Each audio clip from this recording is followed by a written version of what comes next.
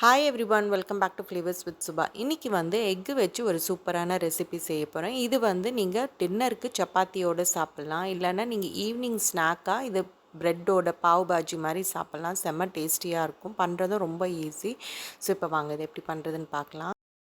இப்போ ஃபஸ்ட்டு வந்து நான் இங்கே ஒரு 4 முட்டையை வந்து வேக வச்சு வச்சுருக்கேன். இப்போ இதை வந்து கிரேட் பண்ணி எடுத்துக்கலாம். கிரேட் பண்ணும்போது பெரிய சைடு எந்த சைடு இருக்கோ அந்த சைடை பார்த்து எல்லா முட்டையும் கிரேட் பண்ணி தனியாக எடுத்து வச்சுக்கோங்க.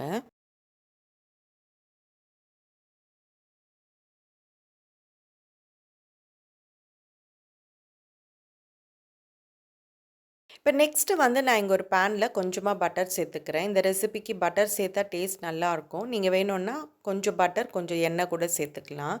ஸோ இப்போ இது கொஞ்சம் சூடானவுடனே இதில் வந்து நல்லா பொடிசா நறுக்கின வெங்காயம் சேர்த்துக்கோங்க. சேர்த்துட்டு அது லைட்டாக பொன்னிறமா ஆகிற வரைக்கும் கொஞ்சம் நேரத்துக்கு வதக்கிக்கோங்க. இப்போ வெங்காயம் கொஞ்சம் வதங்கினவனே இப்போ இதில் வந்து கொஞ்சமாக இஞ்சி பூண்டு விழுது, அதுக்கப்புறம் பச்சை மிளகாவை நல்லா பொடிசாக கட் பண்ணி இதில் சேர்த்துக்கோங்க. சேர்த்துட்டு இப்போ இந்த இஞ்சி பூண்டு விழுதோட பச்சை வாசனை போகிற வரைக்கும் கொஞ்சம் நேரத்துக்கு இந்த வெங்காயத்தோடு வதக்கிக்கோங்க.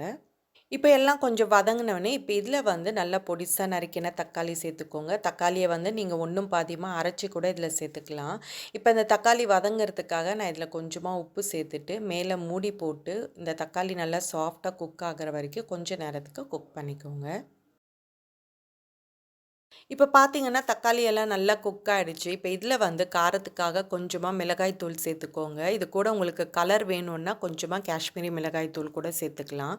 இப்போ இது கூடவே வந்து கொஞ்சமா கரம் மசாலா, அதுக்கப்புறம் பாவ் பாஜி மசாலா இது எல்லாத்தையும் சேர்த்துட்டு நல்லா மிக்ஸ் பண்ணிக்கோங்க. அதுக்கப்புறம் இதில கொஞ்சமா தண்ணி சேர்த்துக்கோங்க. கீழ அடி பிடிக்காம இருக்கிறதுக்காக கொஞ்சமா தண்ணி சேர்த்துட்டு நல்லா மிக்ஸ் பண்ணிவிட்டு மேலே மூடி போட்டு இப்போ இதை நல்லா இந்த மசாலாலாம் நல்லா குக் ஆகி எண்ணெய் பிரிஞ்சு வர வரைக்கும் கொஞ்ச நேரத்துக்கு குக் பண்ணிக்கோங்க.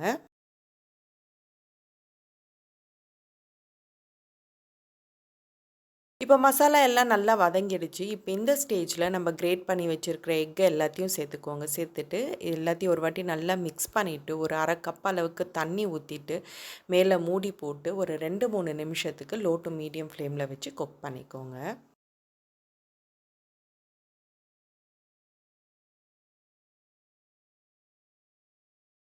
இப்போ ஒரு 2, 3 நிமிஷம் கழிச்சு நான் ஓப்பன் பண்றேன். உங்களுக்கு பார்த்தாவே தெரியும். எக்கு வந்து அந்த மசாலாவோட நல்லா மிக்ஸ் ஆயிடுச்சு.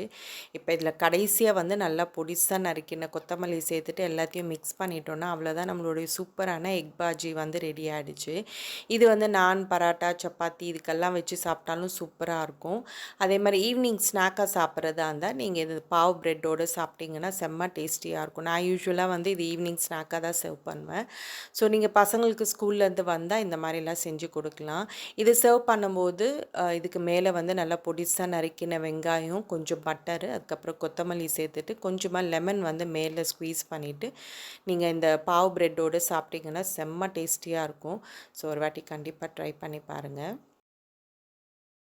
ஸோ இதோட இந்த வீடியோ முடியுது. நெக்ஸ்ட் வேற ஒரு இன்ட்ரெஸ்டிங்கான வீடியோவோட உங்களை பார்க்குறேன். என்னோட வீடியோஸ் எல்லாம் உங்களுக்கு பிடிச்சிருந்ததுன்னா ப்ளீஸ் சப்ஸ்கிரைப் பண்ணுங்கள் அண்ட் ஷேர் பண்ணுங்கள். தேங்க்யூ.